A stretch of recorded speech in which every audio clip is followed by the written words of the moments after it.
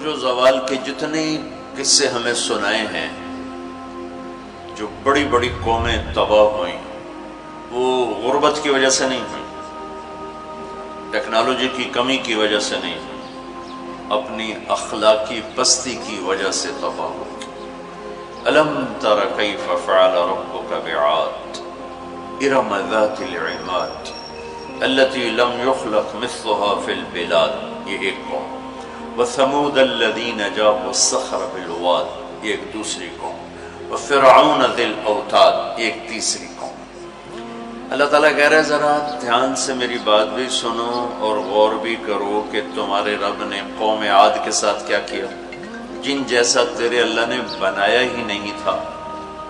وہ دنیا میں اتنا طاقتور انسان اللہ نے نہیں پیدا کیا، جن کی اوسط، ہماری اوسط عمر 40 ہے، ان کی اوسط عمر تھی 300 سال، 300 سال، 600-500 سال وہ زندہ رہتے تھے، بوڑھے نہیں ہوتے تھے، بیمار نہیں ہوتے تھے، بال نہیں سفید ہوتے، یوں درخت کو پکڑ کے اکھاڑ دیتے تھے، ہاتھ سے پکڑ کے اکھاڑ دیتے تھے، اتنی طاقت اللہ تعالیٰ نے ان کو عطا فرمائی۔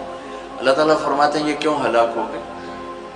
سخر علیہم 7 لیال و8 ایام حسوما فتری القوم فیہا سرعا کأنہم اعجاز نخل خاویہ فہل تری لہم من باقیہ۔ ایک اور آیت میں نے ساتھ شامل کی کہ اللہ تعالیٰ فرماتے ہیں وہ نافرمان ہوئے، ان میں طاقت کی کمی نہیں تھی، نافرمان ہوئے، سرکش ہوئے، آوارہ ہو گئے، اللہ کو بھی للکارا اور انسانی اخلاق کا دامن بھی تار تار کیا۔ تو اللہ نے کہا میں نے ان پر ایک ہوا چھوڑی، وہ کہتے تھے من اشد منا قوة، کوئی ہم سے طاقتور ہے تو اس سے ہمیں ڈراؤ۔ ان کے نبی تھے ہود علیہ السلام، وہ کہتے کوئی ہم سے طاقتور ہے تو ڈراؤ، ہمیں کس سے ڈراتے؟ من اشد منا قوة، کوئی ہے ہم سے زیادہ طاقتور؟ تو اللہ نے جواب دیا اولم یروا ان الذی خلقهم هو اشد منهم قوة وكانوا بآیاتنا یجحدون۔ میرے نبی ہود آبی نے بتائیں کہ جس اللہ نے تمہیں نطفے سے اتنا بڑا انسان بنایا ہے نا، وہ تم سے زیادہ طاقتور ہے۔ اللہ تو نظر نہیں آ رہا، لہٰذا وہ کہتے ہو ہے ہی کوئی نہیں، ساڑھے جائے ہے ہی کوئی نہیں، کوئی دکھاؤ۔ جب وہ اکڑتے ہی گئے تو اللہ نے ایک ہوا چھوڑ دی، 7 لیال و8 ایام، 7 راتیں اور 8 دن، اور اس کائنات کی سب سے طاقتور مخلوق ہوا ہے، سب سے طاقتور۔ جب اللہ تعالیٰ نے زمین پیدا کی تو یہ امبیلنس تھی، تو اللہ تعالیٰ نے پہاڑ گاڑے تو بیلنس ہو گئی۔ فرشتوں نے کہا یا اللہ پہاڑ سے کوئی طاقتور مخلوق ہے؟ تو اللہ نے کہا لوہا کاٹ دیتے۔ تو فرشتوں نے پوچھا یا اللہ لوہے سے طاقتور کوئی مخلوق ہے؟ تو اللہ نے فرمایا آگ ہے جو اسے پگھلا دیتی۔ تو فرشتوں نے پوچھا یا اللہ آگ سے طاقتور کوئی مخلوق ہے؟ تو اللہ نے فرمایا پانی جو اسے بجھا دیتا ہے۔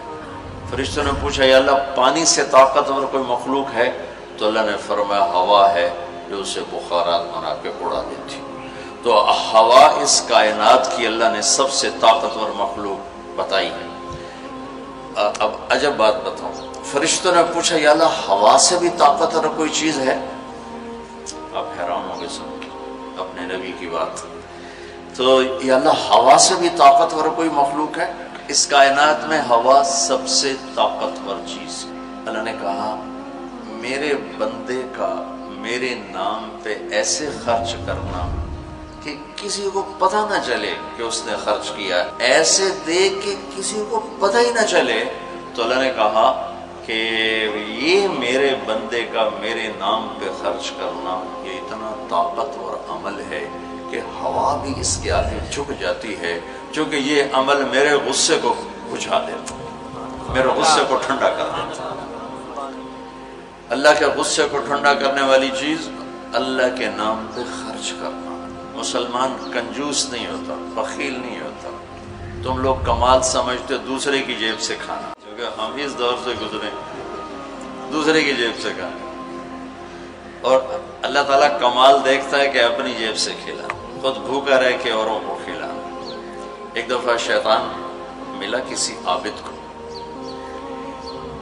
تو اس نے کہا آج جو پوچھو گے نا سچ بتاؤں شیطان کہ اچھا ایک بتا دے تیرے یار کتنے، تیرے دوست کتنے؟ کہنے لگا 3۔ کون؟ کہ ایک جو غصے والا، غصہ تو سب میں ہے، جس کو غصے پہ کنٹرول نہ ہو، پھٹ جاتا ہو پھٹ جاتا ہو پھٹ جاتا ہو، غصہ سب کو آتا ہے، کھوتے نو غصہ آ جاتا ہے انسان تو انسان، غصہ آنا نیچرل ہے، نہ آئے تو پریشانی کی بات ہے، غصے کو پینا نہیں، برداشت نہ کرنا، اس سے معاشرہ ٹوٹتا ہے۔ تو اس نے کہا غصے والا بڑا اچھا میرا یار ہے پکا، دوسرا نشہ کرنے والا شراب پینے والا میرا بڑا گھاٹا یار ہے، اور تیسرا بخیل کنجوس میرا بڑا یار ہے۔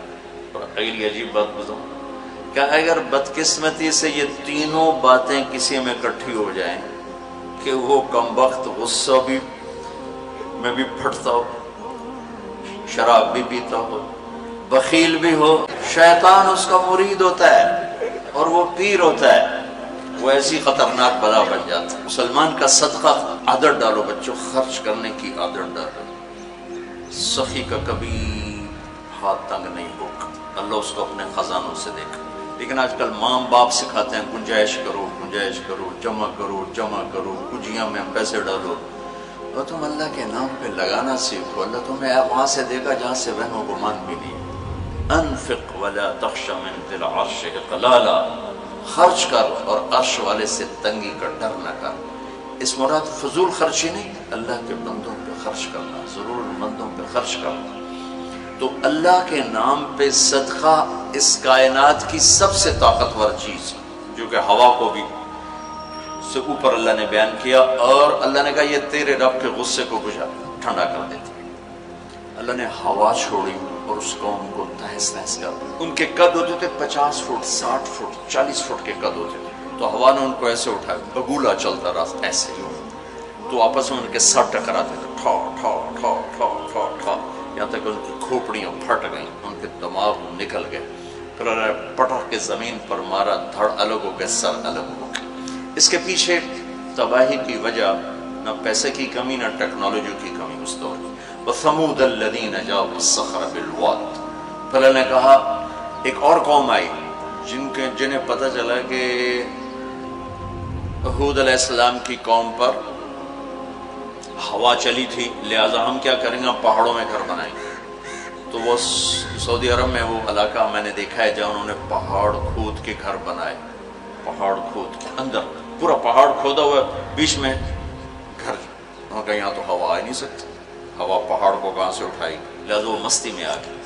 وَثَمُودَ الَّذِينَ جَابُوا الصَّخْرَ بِالْوَادِ، پھر وہ للکارنے لگے لیا ہوا لیا ہوا، تو اب وہ اللہ کو عاجز سمجھا، تو اللہ نے کیا کیا، فَانظُرْ كَيْفَ كَانَ عَاقِبَةُ مَكْرِهِمْ أَنَّا دَمَّرْنَاهُمْ وَقَوْمَهُمْ أَجْمَعِينَ فَتِلْكَ بُيُوتُهُمْ خَاوِيَةً بِمَا ظَلَمُوا إِنَّ فِي ذَلِكَ لَآيَةً لِقَوْمٍ يَعْلَمُونَ وَأَنجَيْنَا الَّذِينَ آمَنُوا وَكَانُوا يَتَّقُونَ۔ کیا کیا اللہ تعالیٰ نے، ایک فرشتہ بھیجا جس نے اگر ایک چیخ ماری، آواز بہت طاقت ہے، ساؤنڈ سے کتنی تباہی آتی، اس نے ایک چیخ ماری، ان کے کلیجے سب کے پھٹ گئے، چہرے ان کے نیلے پڑ گئے، اور وہ ایک دن میں سارے اللہ تعالیٰ نے مٹی کا ڈھیر بنایا، انہیں دفن کرنے والا کوئی نہ بچا۔ یہ کیسے تباہ ہوئے؟ ان کی تباہی کے پیچھے نہ ٹیکنالوجی کی کمی ہے نہ طاقت کی کمی۔ ایک تیسری قوم، وَفِرْعَوْنَ ذِي الْأَوْتَادِ، فرعون جو اس زمانے کا اتنا بڑا بادشاہ تھا کہ انسانی تاریخ میں صرف ایک انسان پیدا ہوا ہے جس نے کہا میں رب ہوں، یہ بات دنیا میں کسی نے نہیں کی۔ سجدہ تو مسلمان بادشاہ بھی کرواتے تھے، یہ مغلوں کو سجدے ہوتے تھے، یہ ہمارے مغلیہ بادشاہ تھے، اورنگزیب نے آ کر اسے ختم کیا۔ تو سجدے تو مسلمان بادشاہوں کو بھی ہوتے رہے اور کافروں کو بھی ہوتے رہے، لیکن میں ہی رب ہوں یہ بات ایک انسان نے کی، وہ ہے فرعون۔ فَقُلْ هَلْ لَكَ إِلَىٰ أَن تَزَكَّىٰ وَأَهْدِيَكَ إِلَىٰ رَبِّكَ فَتَخْشَىٰ فَأَرَاهُ الْآيَةَ الْكُبْرَىٰ فَكَذَّبَ وَعَصَىٰ ثُمَّ أَدْبَرَ يَسْعَىٰ فَحَشَرَ فَنَادَىٰ فَقَالَ أَنَا رَبُّكُمُ الْأَعْلَىٰ۔ اللہ اکبر، کہنے لگا میں سب سے بڑا رب ہوں۔ یہ صرف ایک انسان کا دعویٰ، کتنی اللہ نے اس کو طاقت بخشی ہے۔ بچے ذبح ہو رہے ہیں، کوئی اف نہیں کر سکتا، اف نہیں کر سکتا، کوئی جلوس نہیں نکال سکتا۔ بچہ پیدا ہوتا ہے ذبح کیا جا رہا، پیدا ہوتا ہے ذبح، بچیاں چھوڑی جا رہی، بچے ذبح کیا، نقتل ابناءهم ونستحيي نساءهم وإنا فوقهم قاهرون، سارا قرآن سے آپ کو بتا رہا ہوں۔ تو وہ اس زمانے کی سب سے بڑی ٹیکنالوجی، سب سے بڑی طاقت، یہاں کیا زوال ہے؟ اخلاقی پستی۔ سمود میں کیا زوال ہے؟ اخلاقی پستی۔ عاد میں کیا زوال ہے؟ اخلاقی پستی۔ کسی قوم کا سب سے بڑا سرمایہ اس کے اخلاق ہوتے ہیں۔ ٹیکنالوجی ثانوی چیز ہے، سونے چاندی کی کانیں، تیل کے خزانے، یہ دوسرے نمبر کی چیز ہے۔ سب سے پہلا سرمایہ وہ آپ میری جو نسل ہو، وہ آپ کے عالی اخلاق، آپ کا اچھا کردار، آپ کی حیا والی زندگی، آپ کی کردار والی زندگی، یہ میرے ملک کا سب سے بڑا سرمایہ ہے۔ اگر میری نسل کے اخلاق بگڑ گئے، حیا کی چادر تار تار ہو گئی اور ناشگانہ زندگی میں داخل ہو گیا اور وہ ثقافت بن گئی، تہذیب بن گئی، تو اس قوم کے ہلاک ہونے کو کوئی نہیں بچا سکتا کہ آسمان والے کا فیصلہ اترتا ہے۔ جب آسمان والا فیصلہ کرتا ہے تو زمین کی ٹیکنالوجی اسے بچا نہیں سکتی۔ فرعون نے بھی کہا، قوموں نے فاتنا بما تعدنا ان کنت من الصادقین، نوح علیہ السلام کی قوم نے کہا نوح علیہ السلام سے، لاؤ کدھر ہے تیرے رب کا عذاب، فاتنا لے کے آؤ، کدھر ہے تیرے رب کا عذاب، انما یاتیکم بہ اللہ ان شاء وما انتم بمعجزین، اللہ جب لائے گا تو پھر تم کچھ کر نہیں سکو گے۔ ایک تندور سے پانی نکالا اور ساری نسل کو اللہ نے پانی میں بہا دیا، ساری نسل۔ تو میں آپ کے سامنے اپنی بات کو مدلل کر رہا ہوں قرآن پاک سے کہ قوموں کے زوال اور عروج کا تعلق ٹیکنالوجی سے تھوڑا ہے اور اخلاقیات سے زیادہ ہے۔ اخلاقی پستی کسی بھی قوم کے زوال کا سب سے بڑا سبب ہے، اخلاقی بلندی کسی بھی قوم کے عروج کا سب سے بڑا سبب ہے۔ فرعون نے بچے ذبح کیے، بچیوں کو چھوڑا، عبرت کا نشان بنا دیا لوگ۔ سولی سب سے پہلے اس نے ایجاد کی، اور پھر میرے رب نے فَأَخَذْنَاهُ وَجُنُودَهُ فَنَبَذْنَاهُمْ فِي الْيَمِّ، آگے سمندر، پیچھے فرعون، بیچ میں موسیٰ علیہ السلام کی قوم، تو کہنے لگے مروا دیا موسیٰ، مروا دیا، تو آگے سمندر پیچھے فرعون، اگے جاؤ تو پانی پچھو تو فرعون دا سوٹا ان کی دے جا گیا۔ تو موسیٰ علیہ السلام نے کہا کلا، ڈرو نہیں، ان معی ربی، آپ کو عجب تقابل کر کے دکھاؤں۔ موسیٰ علیہ السلام 40 سال رہے اپنے قوم کے ساتھ، 2 نبی، ایک موسیٰ ایک ہارون، اور اپنا سب کچھ قربان کیا۔ جب آگے سمندر دیکھا، پیچھے فرعون دیکھا، تو انہیں نہ موسیٰ یاد رہے نہ ہارون یاد رہے، انہیں اپنے پڑ گئے، انا لمدرکون، موسیٰ مروا دیتے سن، یا آپ ہمارے رسول ہیں، آپ ہمارے نبی، آپ کا کیا بنے گا، کوئی فکر نہیں، ہارون کا کیا، سانو اپنی پہ گئے، ان مروا دیا تو انہیں موسیٰ، تو انہوں نے کہا کلا ان معی ربی سیہدین، ہرگز نہیں، میرا اللہ میرے ساتھ ہے، مجھے راستہ دکھائے گا۔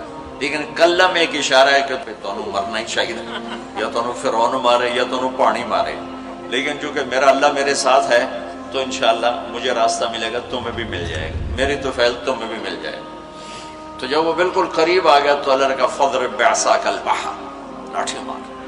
لاٹھی اللہ نے فرعون کے لشکر پہ نہیں مروائی، عجیب بات ہے، کہ پانی پہ لاٹھی مار، بالکل عقل کے خلاف، پانی پہ لاٹھی مار۔ موسیٰ علیہ السلام نے یہ نہیں پوچھا یا اللہ اب پانی تے سوٹے مارن دا کی مطلب، فرعون دے سرج مروا، کہا نہیں ادھر مار۔ فانفلق البحر فکان کل فرق کالطود العظیم، میرے رب کی قدرت، ایک دم اس لاٹھی سے ٹھوٹے مارتا سمندر 12 راستوں میں تبدیل ہو گیا، اور سارا پانی ایسے سیمنٹ کی دیوار بن کے کھڑا ہو، ایسے کوئی جنبش نہیں، اور 12 قبیلے تھے، 12، تو ہر قبیلہ ایک راستے پہ پانی میں انٹر ہو گیا، بڑی بڑی دیواریں۔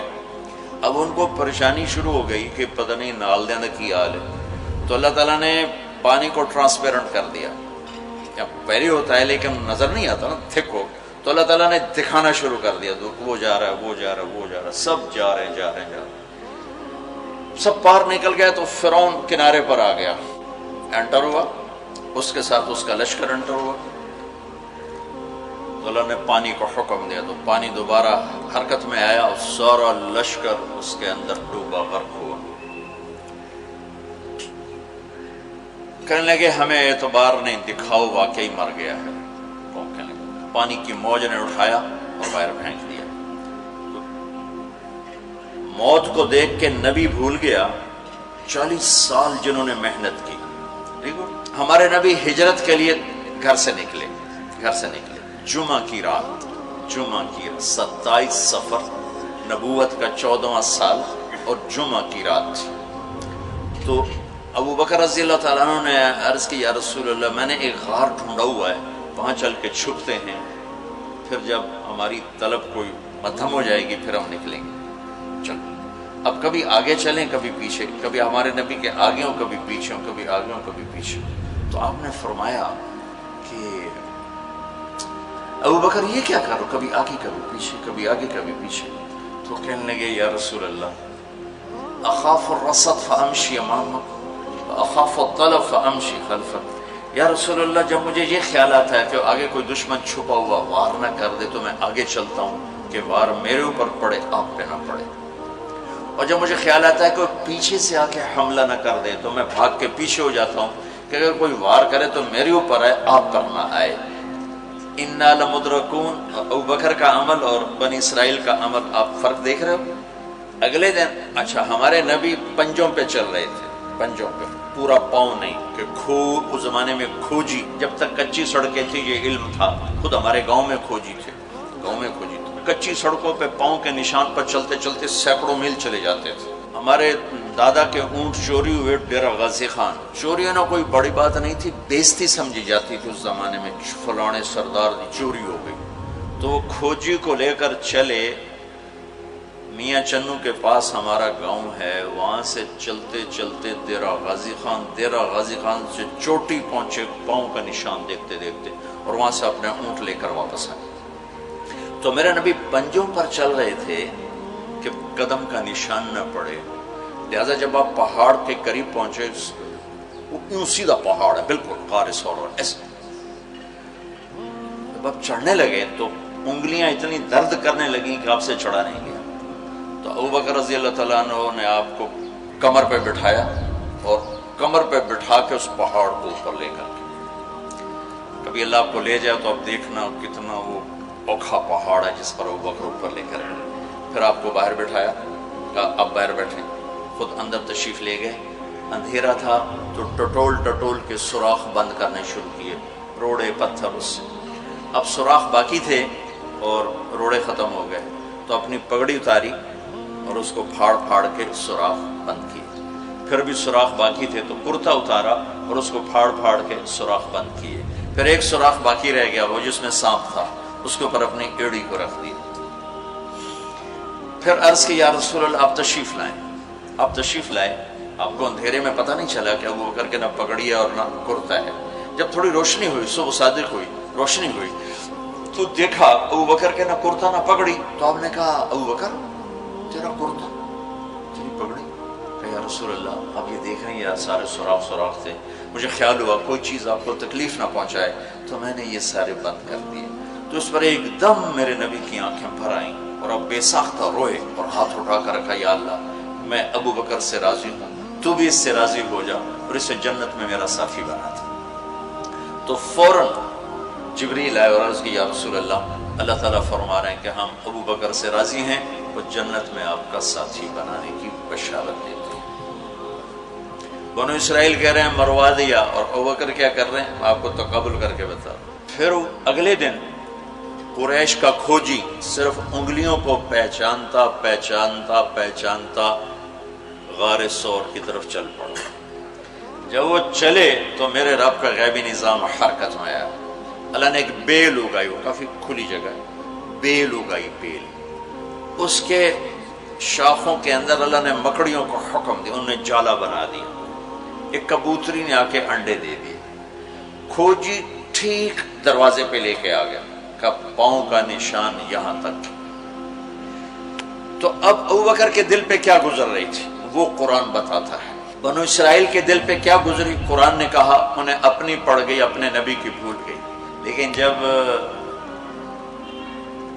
یہاں دشمن سر پہ پہنچا ہے تو ابو بکر کے دل پر کیا گزری اس کو قرآن بتاتا ہے، اذ یقول لصاحبہ لا تحزن ان اللہ معنا، جب ہمارے نبی نے اپنے ساتھی ابو بکر سے کہا غم نہ کر اللہ ہمارے ساتھ ہے، غم نہ کر اللہ ہمارے ساتھ ہے۔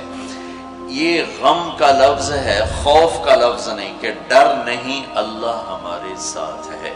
اگر قرآن کہتا لا تخف، ڈرو نہیں، اللہ ہمارے ساتھ ہے، تو ڈرو نہیں کا لفظ بتلاتا کہ ابو بکر کو اپنی پڑ گئی، یا لوگوں میرا کی بڑھنا ہے۔ قرآن کہتا ہے غم نہ کر، ابو بکر کو اپنی ذات بھول گئی، اپنے نبی کا غم لگ گیا کہ یا اللہ میرے نبی کا کیا بنے گا، یا اللہ میرے نبی کا کیا بنے گا۔ تو اللہ تعالیٰ نے فرمایا اس ابو بکر کے سینے کو سامنے رکھ کر کہ اپنے حبیب کی زبان سے کہلوایا غم نہ کر اللہ ہمارے ساتھ ہے، اللہ ہمارے ساتھ ہے۔ پھر دونوں امتوں کا فرق بتانے لگا۔ بنو اسرائیل نے سمندر پار کیا، فرعون کو غرق ہوتے دیکھا، اور ایک نبی آگے ایک پیچھے، دو رسولوں کے درمیان جا رہے ہیں، اور آگے ایک بستی میں دیکھا فمروا علی قوم یعکفون علی اصنام لہم، وہ ایک بتوں کی پوجا کر رہے تھے۔ اتنے ماٹھے تھے عقل کے بنو اسرائیل کہ پتھر کی پوجا ہو رہی، 40 سال نبی کی صحبت ہے، بڑے بڑے معجزے دیکھے، اور ابھی پانی پاؤں پہ لگا ہوا ہے، سمندر کو پھٹتے دیکھا، فرعون کو ڈوبتے دیکھا۔ موسیٰ علیہ السلام سے کہنے لگے اجعل لنا الہا کما لہم آلیہ، موسیٰ علیہ السلام جی ہماری ایک درخواست۔ کہنے لگے کیا ایو جے ہے خدا سانو ہی لے دے، ایسے میں انہوں متھر ٹیکی۔ اتنی چھوٹی عقل کے تھے کہ ایک لے دے ہمیں، ان کو توڑے جا بے عقل میں دنیا جو ایک ہی کوئی، انکم قوم تجہلون۔ ہمارے نبی دنیا سے تشریف لے گئے، فوت ہوئے 12 ربیع الاول 7 جون 633 عیسوی 11 ہجری، پیر کا یہ تقریباً یہی ٹائم ہے، اس سے تھوڑا سا آگے، زور سے پہلے۔ اب دنیا سے تشریف لے گئے، انتقال فرما گئے۔ اس صحابہ پہ عجیب و غریب کیفیت طاری ہوگی۔ عمر رضی اللہ عنہ نے تلوار نکال لی، جو کہے گا اللہ کا نبی فوت ہو گیا قتل کر دوں گا۔ وہ فوت نہیں ہوئے، اللہ کے پاس گئے، واپس آئیں گے۔ ابوبکر صدیق کو پتہ چلا، وہ عوالی ایک محلہ ہے، وہاں گئے ہوئے تھے اپنی بیگم کے پاس، وہاں سے دوڑتے ہوئے آئے، گھوڑے سے چھلانگ لگائی، گھر میں داخل ہوئے، اپنی بیٹی کے حضرت عائشہ کے گھر میں آپ کا انتقال ہوا۔ آپ کے چہرے سے کپڑا ہٹایا، ماتھا چوما، آنسو گرے، اور کہا طبت حیا و میتا، میرے محبوب آپ دونوں حالتوں میں پاک پاکیزہ خوشبودار ہیں، دنیا سے جانے کے بعد بھی اور دنیا میں رہتے ہوئے بھی۔ پھر تشریف لائے تو عمر کی آواز گرجدار، کوئی نہ کہے میرے نبی فوت ہو گئے۔ ممبر پر آ کر کھڑے ہوئے کہا عمر بیٹھ جاؤ۔ عمر کہنے لگا میں نہیں بیٹھتا۔ تو کہنے لگے ایھا الناس من کان یعبد محمدا فإن محمدا قد مات، جو لوگ محمد کی پوجا کرتے تھے تو سنو آج ان کو اللہ نے اٹھا لیا ہے۔ ومن کان یعبد اللہ فإن اللہ حی لا یموت، اور جو اللہ کی پوجا کرنے والے ہیں وہ سن لیں کہ اللہ موت سے پاک، زندہ، قائم دائم، حی قیوم، موجود ہے۔ تو پھر آپ نے یہ آیت پڑھی انک میت وانہم میتون، میرے حبیب آپ نے بھی موت کا ذائقہ چکھنا ہے، وہ سب نے موت کا پیالہ پینا ہے۔ اور یہ آیت پڑھی وما محمد الا رسول قد خلت من قبلہ الرسل افإن مات او قتل انقلبتم علی اعقابکم، میرے نبی بھی تو رسول ہیں جیسے اور رسول ہیں، ان کو بھی تو موت نے آنا ہے، تو تم میرا راستہ چھوڑ دو گے، میرا دین چھوڑ دو گے۔ تو عمر رضی اللہ تعالیٰ عنہ فرماتے ہیں میری ٹانگوں سے جان نکل گئی، چونکہ مجھے پتہ چل گیا کہ آپ فوت ہو گئے ہیں، تو میں یوں نیچے گرا، سیدھا ایسے اسٹریٹ نیچے گرا کہ مجھے جو لگا جیسے یہ قرآن آج اترا ہے، جیسے یہ قرآن آج اترا ہے۔ تو ابوبکر صدیق رضی اللہ تعالیٰ عنہ صحابہ کا ایمان اور بنو اسرائیل کا ایمان اب تقابل، دو نبیوں کی موجودگی میں اتنے بڑے معجزے دیکھ کر ایک پتھر کا بت دے ہم بھی اس کو سجدہ کریں، اور یہاں میرے نبی دنیا سے جا چکے ہیں، اور ابو بکر صدیق اعلان کرتے ہیں کہ اللہ زندہ ہے، موت سے پاک ہے، اور میرے نبی کو اللہ نے بلا لیا، جیسے ہر نبی کو بلایا میرے نبی کو بھی بلا لیا ہے۔ پہلی امتوں کو 2 نمازیں، ہمیں 5۔ پہلی امتوں کی مسجد کوئی نہیں، ہماری مسجد۔ پہلی امتوں کی اذان کوئی نہیں، ہمیں اذان دی۔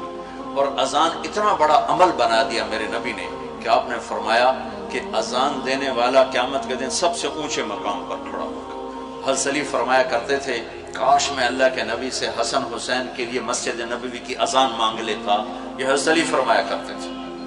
اور جنگ قادسیہ میں مؤذن زخمی ہو گیا تو اذان دینے کے شوق میں سردار آپس میں الجھ گئے، کہتا میں دوں گا، کہتا میں دوں گا۔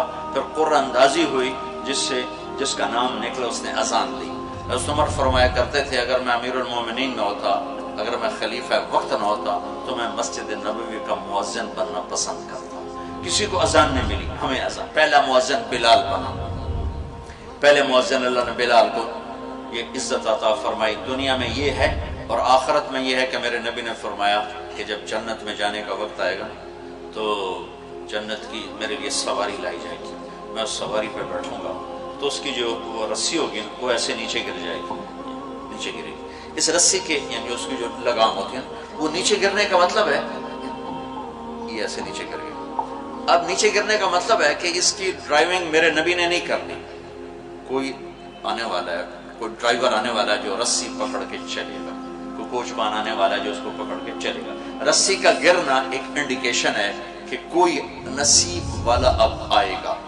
جب آپ کی سواری کھڑی ہوگی، رسی نیچے ہے، تو اب سب کی گردنیں ایسے ہوں گی، کون، سب قیاس کرتے کون کون کون۔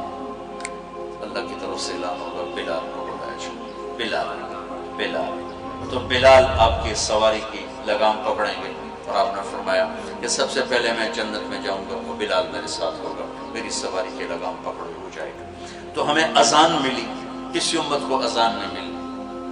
ہمیں 5 نمازیں ملی، کسی امت کو نمازیں 2 نمازیں، ایک فجر کی 2 رکعت، عصر کی 2 رکعت۔